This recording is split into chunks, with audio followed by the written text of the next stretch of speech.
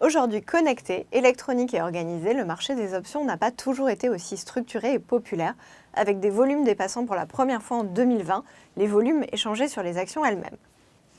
L'une des premières mentions du concept de contrat optionnel peut être trouvée en Grèce antique, en 350 avant Jésus-Christ, grâce au philosophe Aristote, faisant mention dans son livre Politique du philosophe Thalès de Milet et d'une récolte d'olives.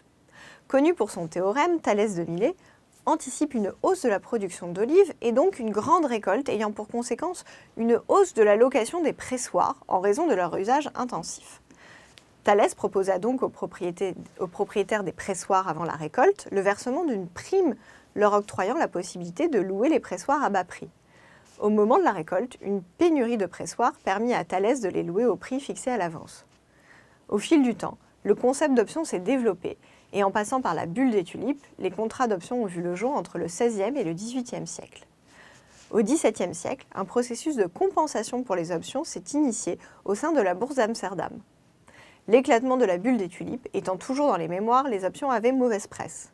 En conséquence, ils ont été bannis du Royaume-Uni en 1733. Il faudra attendre 120 ans avant qu'elles soient de nouveau autorisées. Les opérations sur options se sont rapidement développées au XIXe et XXe siècle, grâce à la formation du Chicago Board Option Exchange. En France, les marchés dérivés ont vu le jour dans les années 80, avec le MATIF et le MONEP, grâce à la modernisation des marchés financiers.